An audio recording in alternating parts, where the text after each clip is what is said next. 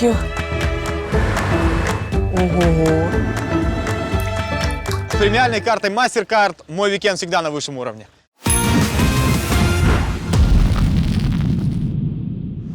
Слушай, ну, по-моему, не обманули. Плюс 20, как и в прогнозе было написано. Плюс 20. Всем привет, ребята! В эту прекрасную погоду, которая, слышите, шепчет.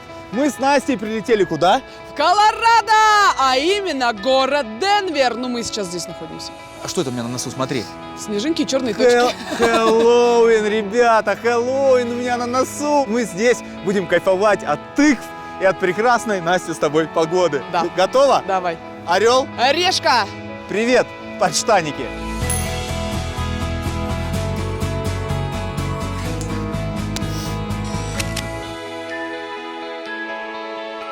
Прекрасный тост, друзья! Почему я думал, что так и будет? Такую погоду просто идеально как? сидеть в комфортном, теплом автомобильчике. Андрюша, подштанники, носочки. Удачи! Я тебя ненавижу. А я себя люблю. Я шел, и я просто был уверен, что у меня здесь будет вот 100 баксов. Ребят, а Птушкин здесь снимал уже очень большой выпуск. Нет? Отлично, успели. Колорадо – один из самых красочных штатов Америки. Его столица Денвер – один из самых загадочных городов. И приехали мы сюда в канун Хэллоуина, самого красочного и загадочного праздника в США.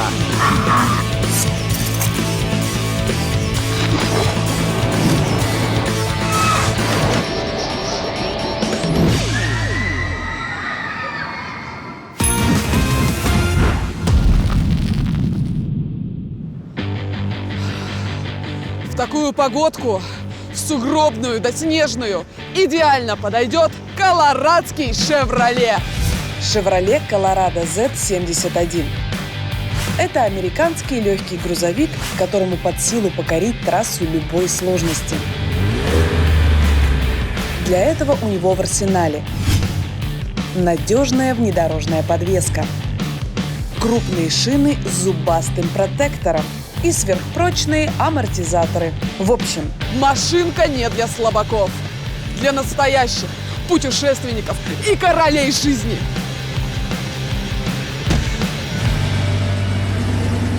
правда, есть одно «но». Я вам скажу так, люди, которые не водили такую тачку до этого, будет сложновато, потому что к этим габаритам надо еще привыкнуть. Она просто огромнейшая. Длина 5 метров, ширина и высота 1,70 м. Вот я сижу здесь, на водительском, а вот там, где заканчивается пассажирское сиденье, это вообще какая-то другая страна. До туда надо дойти еще, долететь, понимаете? Я вообще правую часть тачки не чувствую. Огромнейшая, просто дом, реально дом. А пока Настя отогревается в своих хоромах на колесах, я вернулся в здание аэропорта. Я не хочу отсюда выходить вообще. Ух, ребята, это будет веселый выпуск. Но вернулся я сюда не для того, чтобы погреться. Этот аэропорт еще называют одним из самых загадочных аэропортов во всех Соединенных Штатах Америки. Во-первых, его начали строить, когда у Денвера уже был аэропорт. И в новом город не нуждался. Во-вторых, под аэропортом зачем-то вырыты огромные траншеи и тоннели, длина которых составляет 30 километров. В-третьих, его крыша сделана из специального покрытия, которое не дает современным приборам просветить здание и узнать, что же именно происходит внутри. Поэтому некоторые считают, что Денверский аэропорт – это штаб-квартира тайной масонской организации. Другие твердят, что это современный Ноев ковчег для сохранения всего живого на Земле. Ну а кто-то думает, что все это подземный бункер для богачей на случай апокалипсиса. Причем у всех этих версий есть доказательства. Вот это вот, например, капсула времени. Вот так вот в аэропорту стоит. Прямо под этой плитой находится послание потомкам, жителям штата Колорадо 2094 года. Что именно написано в послании, неизвестно. Зато сама плита защищена тайным символом. Смотрите, даже масонский знак. А вот, например, две картины. Одна якобы предрекает конец света и показывает, каким именно животным и человеческим расам его удастся пережить. а вторая демонстрирует, что планета сумеет возродиться с помощью генно-модифицированного растения.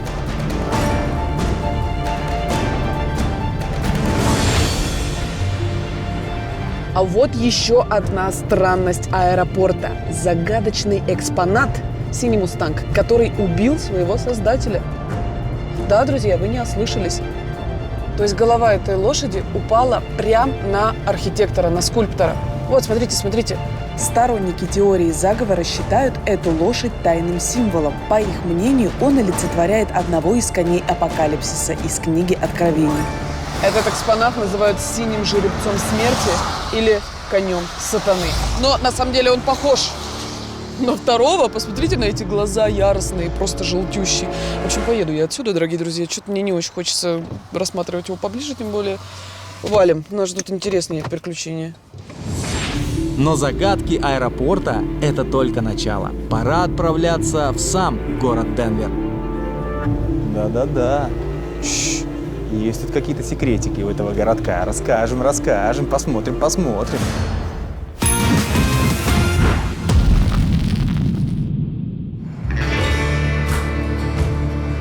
Я абсолютно не представляю, как сейчас там Андрюха, как он будет передвигаться, на чем он будет передвигаться. И в такую погоду, друзья, мне, признаться, его даже жалко. Одет он легко, да и старенький, в таком возрасте очень легко заболеть. В общем, Андрюх, ты крепись, ладно? Я с тобой. Я в этой теплой, комфортной, классной тачке мысленно с тобой.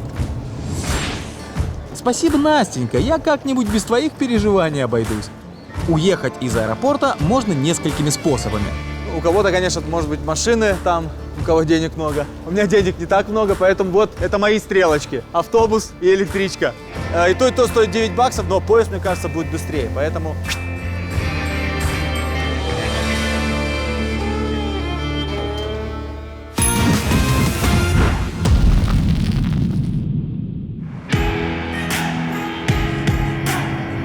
Колорадо довольно-таки загадочный штат, друзья. Здесь частенько случаются торнадо, но, надеюсь, мы не застанем это потрясающее мероприятие. А непогода тоже частый гость. В общем-то, мы с вами уже это видим.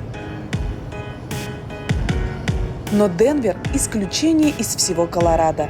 Из-за удачного месторасположения между скалистыми горами и великими равнинами здесь не бывает природных катаклизмов. И практически всегда хорошая погода.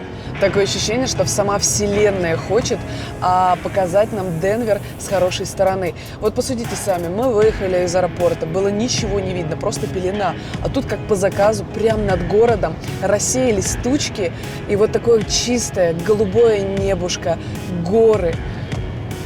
Прям лепота. Я уверена, что мне очень понравится. Денвер – столица штата Колорадо и важнейший город в США. Здесь сосредоточены значимые для страны стратегические заводы, государственные, финансовые учреждения и даже самый большой монетный двор в стране. Представляете, сколько там денег? Это же просто трындец. Ежедневно здесь производят 40 миллионов монет в день. А чистого золота в слитках там размещено на $100 миллиардов. Но я хочу заметить, что деньги в жизни не главное, друзья. Главное – это душа. Бедняков, наверное, лучше знает, как там в ситуации безденежья действуют люди. Деньги не главное.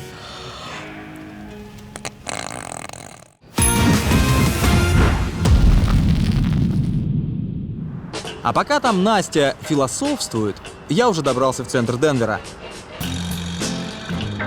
Говорят, что тут огромное количество всевозможных странных скульптур и достопримечательностей. Говорят они, люди, а мы с вами проверяем и доказываем. Пойдем смотреть. И вот первая из них. Огромный синий медведь, который подглядывает в окна местного конференц-холла. Высота мишки 12 метров. Изначально он должен был быть бурого цвета, но при печати макета допустили ошибку, и скульптура получилась синей. Ходят легенды, что по вечерам медведь отсюда уходит и подсматривает в окна одиноких женщин. Но это не доказано. Или вот, например, гигантский карандаш посреди города. Карандаш тут появился здесь относительно недавно. Раньше это была обычная дымовая труба, полуразрушенная, старенькая. Но вот владельцы этой трубы поняли, что надо что-то менять. Она портит всю красоту города. И позвали креативщиков. И креативщики, надо отдать им должное, придумали очень классную идею. Воссоздали точную копию простого карандаша. А вот эта скульптура называется «Большая чистка». Когда-то автор этой скульптуры посетил Денвер и попал как раз на акцию, которая проходила в тот момент в городе «Поддержи чистоту в Денвере». И вот он, значит, посмотрел на все это, оценил ситуацию и сделал городу вот такой потрясающий подарок. Поставил огромную скульптуру, и теперь каждый человек проходит мимо, смотрит, и уже огрызок, который уже собирается выбросить, опять доедает и не выбрасывает. А вот эта скульптура падала сегодня ночью с неба. И на протяжении дня сегодня тоже падала, но потом пришел большой человек, взял вот эту скульптуру и с помощью этой скульптуры подмел вот эту скульптуру. Вот такой круговорот скульптур в природе. Но все это, конечно, цветочки по сравнению с самой странной и загадочной достопримечательностью Денвера. Ух ты, ух ты. Hello. Ух ты. Это, чтобы вы понимали, магазин. И магазин потерянных вещей. То есть, по сути, вот это вот люди теряли. И ну это бывает же. Ну, идет человек по улице, идет, бах, и выпало из кармана у него чучело рыси. Взял и потерял. Ну, с кем не бывает? Да с каждым. И кто-то нашел сразу, человек увидел, ну, лежит на земле. Он подхватил и принес ее, говорит: здравствуйте, вы магазин пропавших вещей? Он говорит: да, потерянных. Вот вам новый экспонат.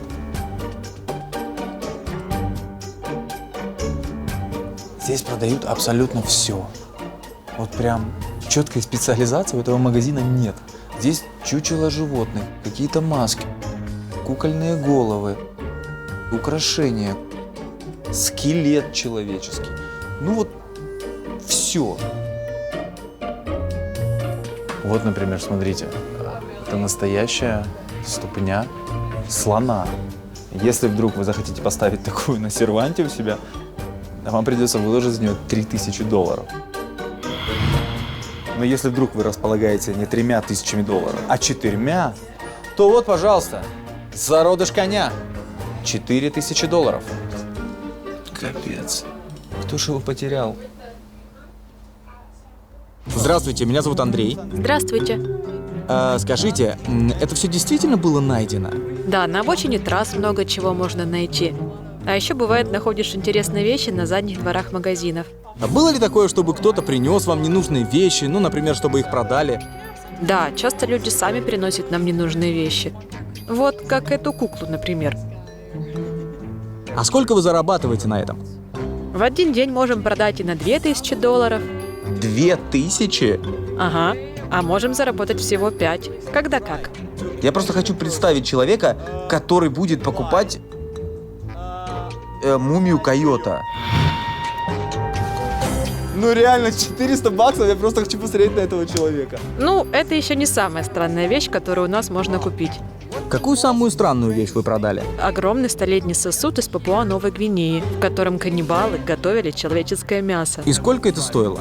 $600 000. У-ху-ху, ребятушки, это прикольно. Ну да, это странно звучит, да, это странно, возможно, выглядит. Но почему бы и нет? Why not? Это то, что приносит деньги. Это классно. Я считаю, что это очень здорово. Но покупать я здесь точно ничего не буду. Саня, уходим, а то нас с тобой сюда возьмут, и потом, собственно, наши скелетики с тобой будут тут продаваться. Уходим.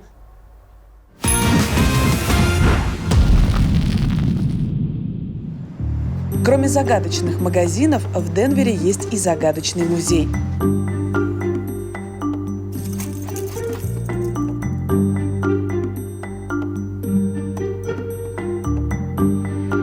Оказалось, это все не что иное, как музей селфи.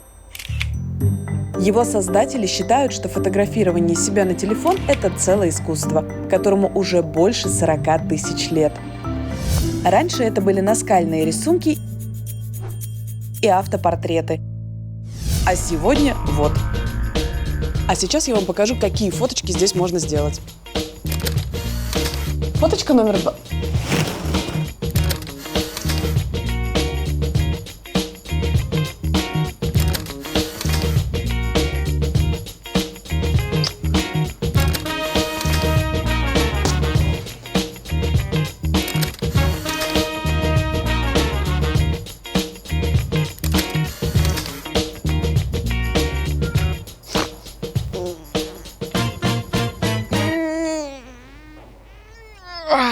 Друзья, если вы хотите классных фотографий или, может быть, селфи, то вам определенно стоит посетить этот музей.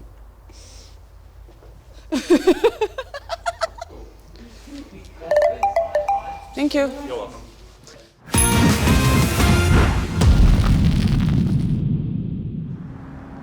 А я отправился в еще одно загадочное место. И тайна здесь покрыта льдом. В прямом смысле этого слова. Я пришел в самое большое ледохранилище в мире. И проведет по нему экскурсию научный сотрудник Джон. Правда, сначала нужно утеплиться. Потому что так вот мой учитель, я его уже так называю, утеплился. Это говорит о том, что он что-то знает. Все дело в том, что лед здесь хранят при температуре минус 36 градусов. Минус 36! Пойдем! Ёлки-палки! В ледохранилище собраны уникальные и бесценные образцы льда со всех уголков мира и из разной глубины. Вот только посмотрите, вот во всех этих тубусах лед.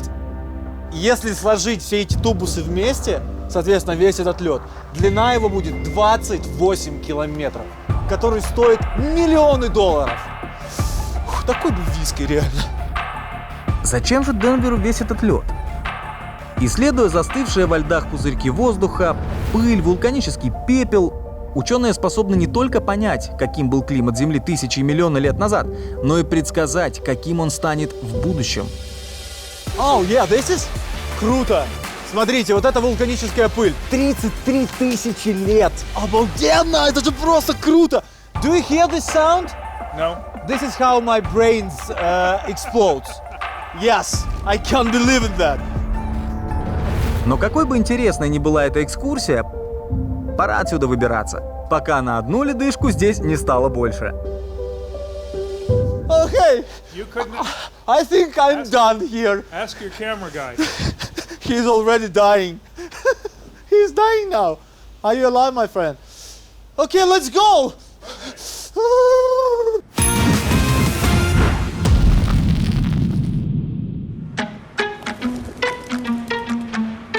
Есть в Денвере и загадочный ресторан. Называется он Buckhorn Exchange.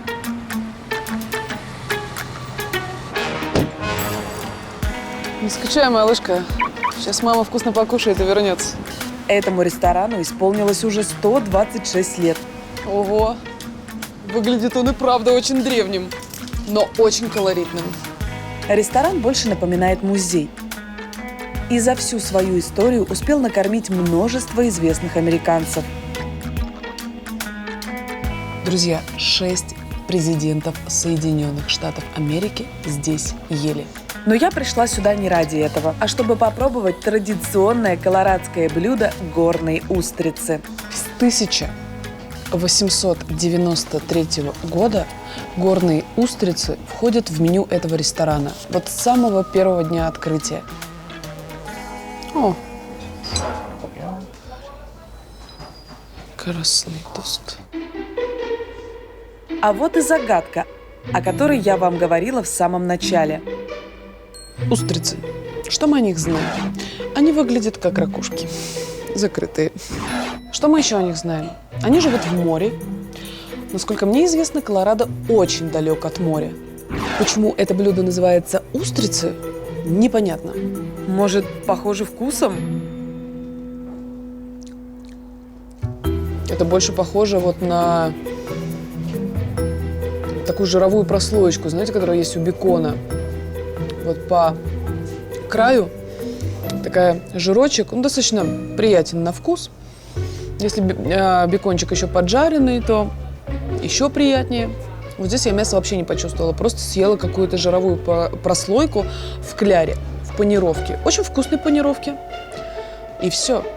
И все, что здесь от устриц. В общем, я решила узнать, что все-таки такое горные устрицы у самого шеф-повара. Сейчас этот мужчина мне все расскажет. Разложит по полочкам. Здравствуйте. Могу чем-то помочь? Да, расскажите, а что это за блюдо? Ну, как бы вам сказать? Это не совсем устрица. Горными устрицами мы называем вот это. Это яйца? Это яйца? Нет, яички. Что это? Яйца.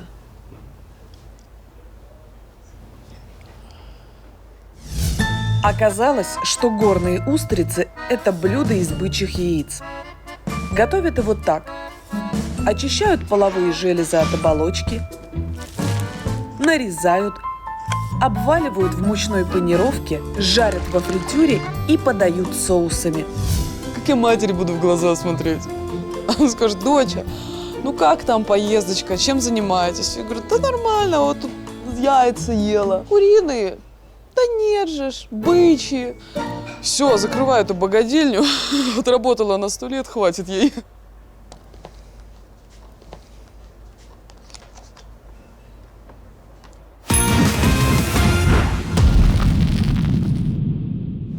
В Денвере не только деликатесы с загадками, но и фастфуд. Чтобы в этом убедиться, достаточно прийти в кафе Denver Biscuit Company. Америка, конечно, по еде это уникальная страна, но для меня она ассоциируется только с фастфудами в первую очередь. Она королева фастфудов. Но здесь, в Денвере, есть необычный бургер. Сейчас посмотрим, что же в нем такого необычного. Очень классно. Пахнет. Пахнет вот как будто на этот бургер взяли и вылили чаудер. Вот такой вот сырный чаудер. Что здесь есть? Бекон. Но фишка этого бургера не в начинке, а в булке. Это самый настоящий бисквит. Ну, тот, что в тортиках и рулетах. Он сам не сладкий. Он соленый. Вот как по вкусу, как соленый крекер ты ешь. И я бы даже поел бы с удовольствием один вот этот соленый бисквит без даже бекона. Но сейчас будем пробовать непосредственно все. Конечно, бургер правильно есть руками, и я ем всегда руками бургер. Но здесь я боюсь, потому что все развалится. Бисквит такой рассыпчатый. Это вкусно однозначно. Я не могу сказать, что вкуснее, с булкой или с бисквитом. Это совершенно разные вкусы. Мне нравится сочетание сладкая курица, ну, сладковатая, и вот этот соленый бисквит, плюс этот растопленный сыр. Это очень необычно, но это очень классно. Я уже не могу, это очень сытно. Он был не маленького размера.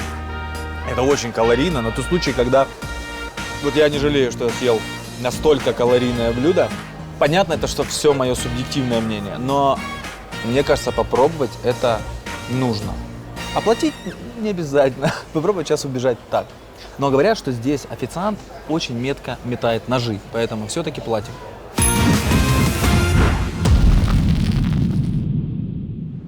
Ну что, вам не надоели еще денверские загадки? Нет? Тогда внимание. Друзьяки, видите эту церковь? Ну, конечно, видите. Сегодня я буду в ней жить. Да, вы не ослышались. Ну, она как бы церковь, но как бы уже и не церковь. Ну, как бы это вроде уже и дом, но не дом. Ну, короче, пойдемте сейчас вместе будем удивляться и восхищаться, потому что я здесь тоже первый раз. Мое жилье на сегодня – особняк Modern Sanctuary. Бывшее столетнее святилище, которое отреставрировали и теперь сдают за $1500 в сутки. Вот это ж ничего себе хоромочки! Это точно все мое?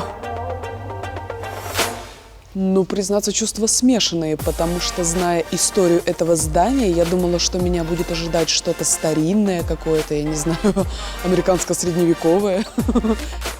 Фишка этого особняка в том, что от церкви тут остались лишь стены да витражи, а все остальное модернизировали и осовременили.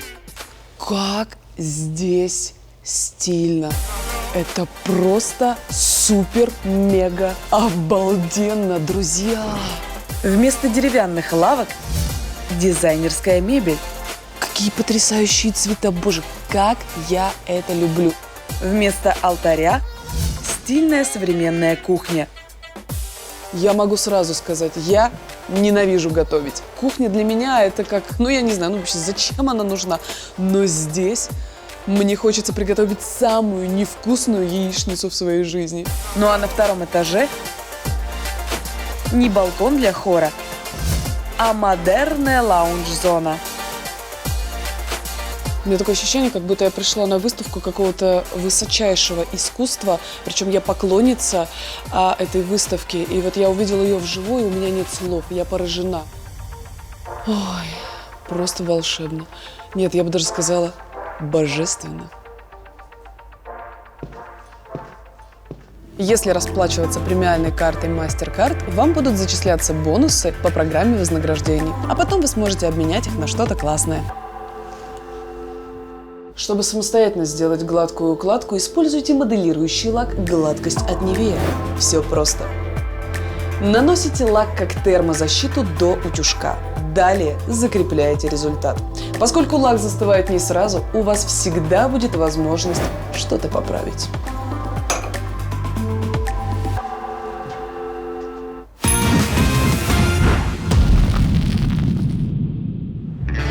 Ну что ж, загадки Денвера вроде все разгадали. Время полюбоваться природой штата. А находится она за городом. Почему я здесь стою? Старый мой любимый автостоп. Поэтому сейчас будем проверять американцев. Подберут они обычного туриста из другой страны, аль нет?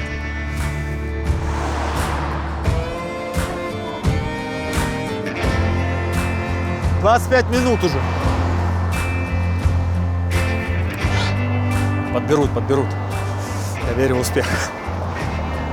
Если не веришь в успех, то вообще зачем что-то делать? Ох, как я давно вот себя не чувствовал. Так некомфортно. Спасибо, Решка, тебе за выход из зоны комфорта. Ты ко мне. Аллилуйя.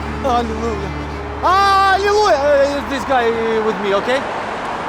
Давай, Сань, быстрее.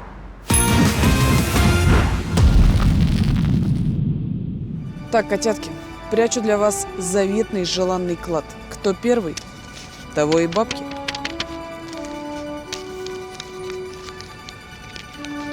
В таких делах надо быть начеку. Не только вам хочется поживиться денежкой халявной.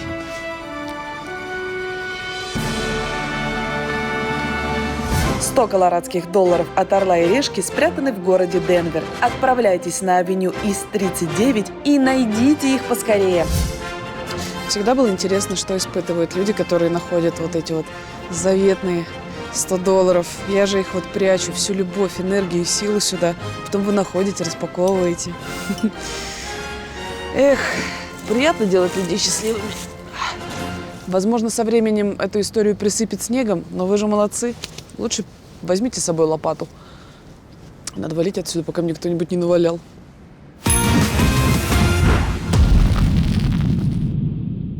Под вечер я добрался до городка Маниту Спрингс. Любоваться местными природными красотами буду уже завтра. А сейчас время поселиться.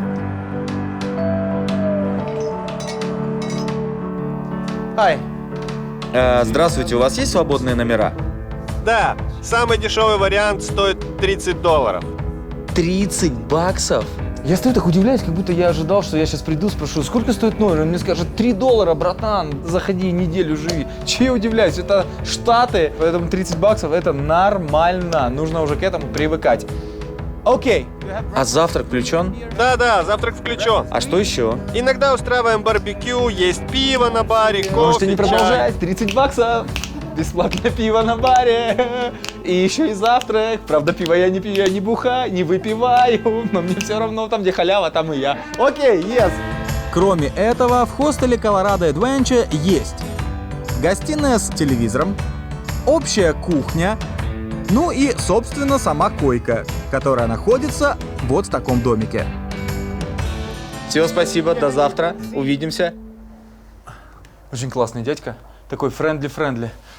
Ну что, знакомимся? По-моему, очень отлично. Прям вот не по-моему даже, а 100% отлично. Все простенько и чистенько. Я поездил, я знаю, какие есть отели в Штатах, какие они зачастую, скажем так. Особенно если отели это не 5 звезд, не лакшери, а попроще 3 и 4 даже звезды. далеко не во всех отелях уровня 4 звезды есть вот такие белые чистые простыни и наволочки. Ну посмотрите, ну я же просто не обманываю, ну глянь. Прям хочется на этом спать. Так, ванная.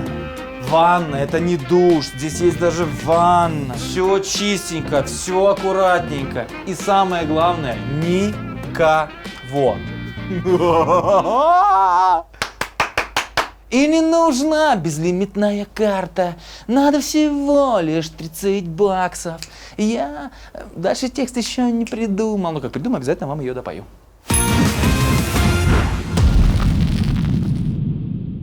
Друзья, я всем желаю сладких снов и доброй красивой ночи.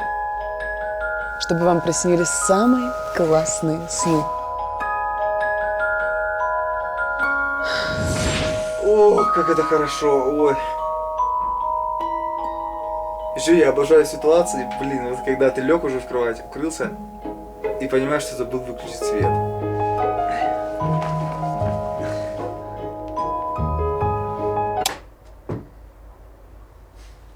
Трехочковый вообще, понял?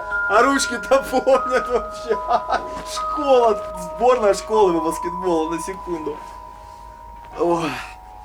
Все, ребята, спокойной ночи. Хорошее настроение.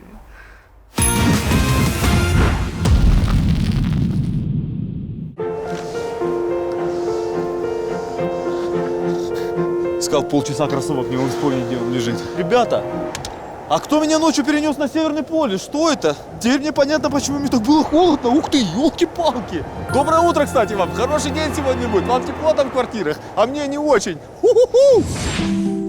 Это, конечно, не радужно-солнечное утро на Мальдивах с белым песочком и потрясающим видом, но, друзья, зимняя сказка, прекрасный огонек. Посмотрите, как падает снег, горячий чай и прекрасное предвкушение предстоящего дня. Доброе утро!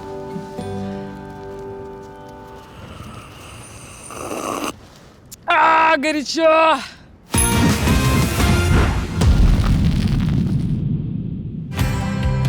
Как и обещал, с самого утра я пошел любоваться колорадской природой. Национальный парк «Сад богов» — это 1300 гектаров заповедной зоны. А растут в этом саду вот эти красные скалы, которым уже более 300 миллионов лет. Вот это и есть главные действующие лица этого парка, экспонаты его. Так что там я сейчас и буду ходить своими ножками. Но вот далеко ходить не надо. Вот она, первая скала. Видите, вот она по курсу. Ее называют целующиеся верблюды. Как по мне, это голубь, клюющий в нос собаку. Все, больше у меня нет никаких вариантов. Решайте сами. Либо верблюды, либо чайник-заварник. Все, я старался. А вот второй по популярности экспонат в парке. А вот эти вот две скалы здесь называют сиамскими близнецами. Ну и действительно похоже на сиамские близнецы. Вот даже не верится, что все это дело рук воды и ветра. Ох уж эта природа выдумщица колорадская. И, наконец, третий популярный экспонат «Сада богов». А вот это вот еще один знаменитый цветок в этом саду богов. Балансирующая скала называется. Видите, вот оно такое ощущение, что она сейчас упадет. Все люди возле этого камня фотографируются. Пойду я сфоткаюсь, я ж турист. Фоткайтесь, фоткайтесь там. Я еще минуты 3 подержу. Все, со мной все хорошо. Я сильный. Не переживайте, фоткайтесь, фоткайтесь. Сейчас. Еще 2 минутки выдержу. Но самое удивительное для меня даже не то, что все это сделано природой и вот так искусно. Нет. А самое удивительное это то, что нету ни одной надписи а-ля «Андрей лох» и «Лицо и жив». Все чисто. У нас бы давным-давно уже белой краской, так что все видели.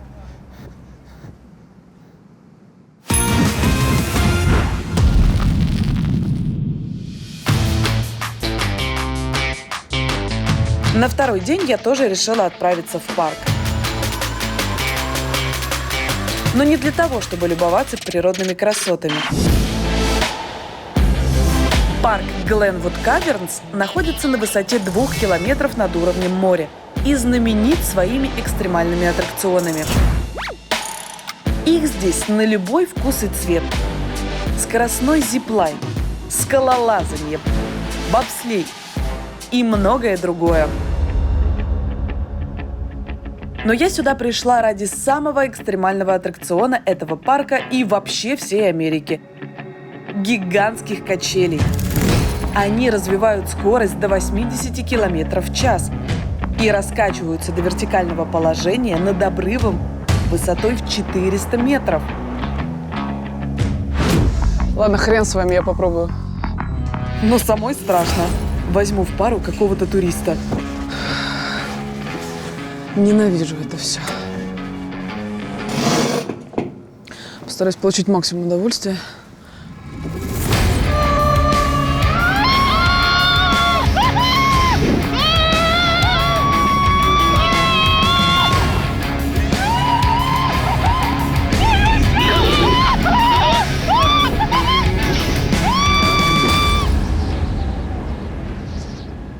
Это было очень страшно, но это было круто, когда ты понимаешь, что наверх, такое ощущение, что все твои легкие, весь организм просто вместе с этой качелью поднимается, потом опускается.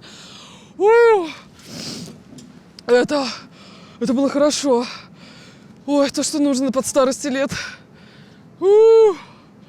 А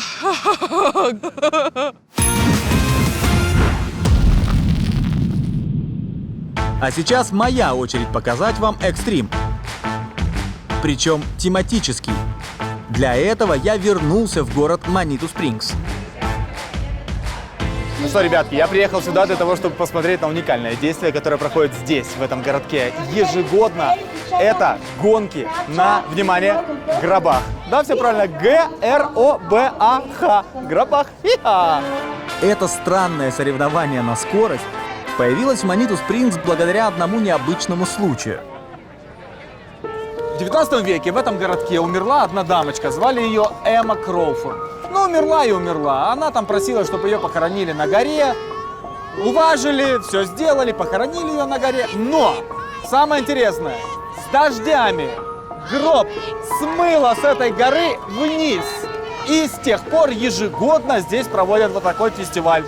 Гонки на гробах. Соревнования проходят в несколько этапов. Итак, этап первый. Шествие всех костюмированных участников. Перед непосредственно самими гонками здесь происходит некая прелюдия, видите? А-ля карнавал, вот если в Рио такие платформы выезжают, то здесь большинство катафалков. Этап второй. Сама гонка. Участники должны быстрее всех преодолеть дистанцию в 228 метров. Еще одно обязательное условие. В команде должно быть 5 человек. То есть один человек сидит в гробу внутри. Это непосредственно сама Эмма. И 4 плакальщиков, которые выступают в роли толкателей. Ну, поехали. Давай. Ну. Здесь все серьезно. Вон стоят люди там на финишной прямой с блокнотиком. Туда все записывают, фиксируют секундомером. Это вам не хухры-мухры, это вам не Формула-1. Тут все серьезнее. Давай, мои хорошие, давай, мне так тяжело бедным даются эти последние метры, но они стараются.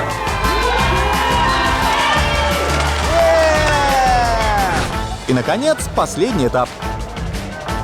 Концерт и награждение участников. То, что это самый необычный и интересный фестиваль, на котором я бывал, это однозначно. И вот если вы хотите прочувствовать на себе всю эту атмосферу странности американских праздников, вам обязательно сюда нужно приехать. У меня поднялось настроение, я готов к новым вершинам. Я пошел.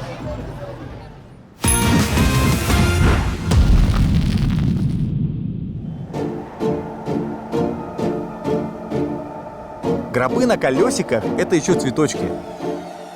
Ведь мы приехали в Колорадо во время празднования Хэллоуина, самого мистического и самого яркого праздника в США. Изначально это был кельтский языческий праздник, который в Америку привезли ирландские иммигранты. Они верили, что раз в году открываются врата мира мертвых, и потусторонние силы могут смело гулять по земле. А потому лучше самим разодеться как нечистая сила, чтобы монстры приняли вас за своих. Праздник настолько понравился американцам, что приобрел здесь невиданный масштаб. Готовятся к нему заранее. Все украшают свои дома, покупают костюмы и, конечно же, вырезают главный символ Хэллоуина – тыкву. Тыква — это самый настоящий символ этого праздника. Вырезают всевозможные гримасы и туда внутрь помещают свечку или фонарь. И вся эта конструкция, кстати, называется светильник Джека. Почему она так называется? Есть очень интересная легенда. Однажды кузнец-выпивоха по имени Джек обхитрил дьявола, взяв с него слово, что не попадет в ад. Правда, когда грешник Джек помер, в рай его тоже не пустили. С тех пор он так и бродит по земле, освещая себе путь тем, что у него осталось после многих лет пьянства – старой тыквой с кусочком тлеющего угля. Но сейчас этих легенд уже никто не помнит. Главное придумать костюм пооригинальнее, чтоб на тебя все смотрели. И хорошенько оттянуться на главной вечеринке года. Ну что, дорогие мои хорошие, добро пожаловать на самую настоящую, на самую трушную вечеринку Хэллоуин. Кто, как не американцы, умеет ее праздновать?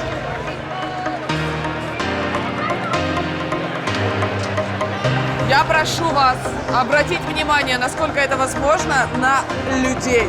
Посмотрите, какие у них наряды. Это не у нас, знаете, когда костюм зайчика или рожки там чертенка. Здесь люди готовятся основательно.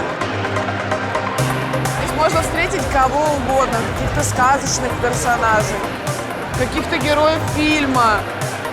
Это реально вечеринка, где Бэтмен танцует вместе с Суперменом.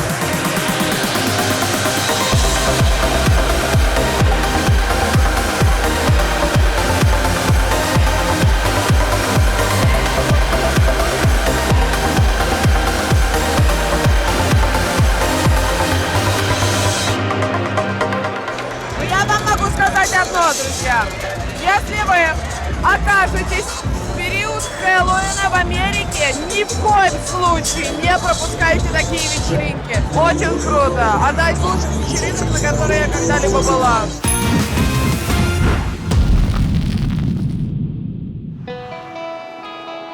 Колорадо может пугать своими загадками.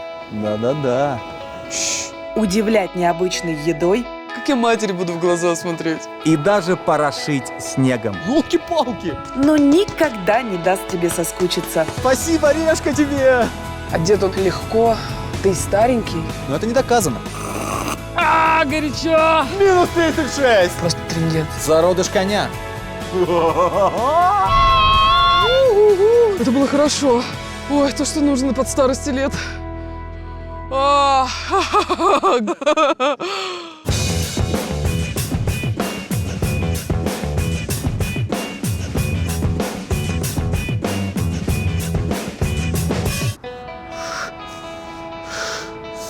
Настя, спасибо, что не такая, как я. Я бы опоздал 100%, и просто ты пунктуальная. Привет.